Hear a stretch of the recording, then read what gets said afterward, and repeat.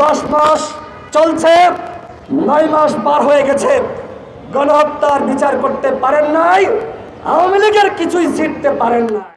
এত বড় গণঅভ্যুত্থান, 2000 শহীদ, 30,000 আহত যোদ্ধা, এখনো পর্যন্ত আওয়ামী লীগের 3,000 কেউ আপনারা গ্রেপ্তার করতে পারেন নাই। আসিফ মাহমুদকে পদত্যাগ করতে হবে।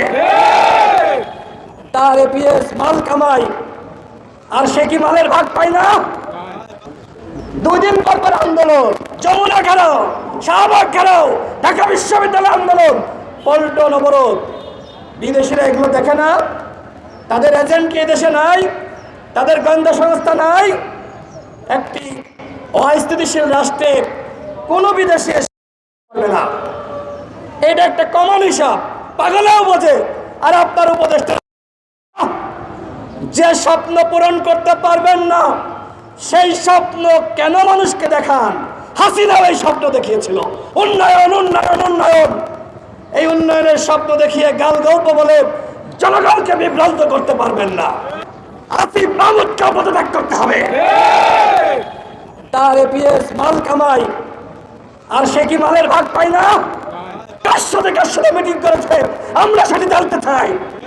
দুদককে বলবো, তার এপিএস কে ডাকতেছেন, তানভীরকে ডাকতেছেন, ডাকলেই শুধু হবে? গ্রেপ্তার করা লাগবে না? আদালতে না নিয়ে, জেলে না ভরে এরকম একজন নিষিদ্ধ সংগঠনের নেতা যদি এই পদে বসে থাকে, তাহলে 2 দিন পরে বিদেশিরাও বলবে এই সরকার মৌলবাদের, জঙ্গিবাদের পাহারাদার। তার প্রমাণ হলো এই মোহাম্মদ এজাজ। আমাদের দাবি হলো এই এজাজকে অপসারণ করতে হবে। শুধুমাত্র অপসারণ করবেন, এরপরে ছেড়ে দিবেন না, তাকে গ্রেফতার করতে হবে। এজাজকে গ্রেফতার না করলে ওই যমুনা ঘেরাও করা হবে।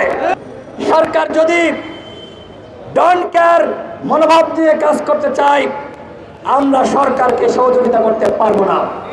আমাদের সর্বশেষ কথা হলো, আগামী সেপ্টেম্বরের মধ্যে জাতীয় নির্বাচনের তফসিল ঘোষণা করতে হবে। ইতিমধ্যে 10 মাস চলছে, 9 মাস পার হয়ে গেছে, গণহত্যার বিচার করতে পারেন নাই, আওয়ামী লীগের কিছুই জিততে পারেন নাই। এত বড় গণঅভ্যুত্থান, 2000 শহীদ, 30,000 আহত যোদ্ধা, এখনো পর্যন্ত আওয়ামী লীগের 3,000 কেউ আপনারা গ্রেপ্তার করতে পারেন নাই। তার মানে কি? তার মানে এই সরকারের কতিপয় উপদেষ্টা যেমনি ভাবে সাবের মান্নানের জামিন করাচ্ছে, ঠিক একইভাবে আওয়ামী লীগের পাহারা দিচ্ছে।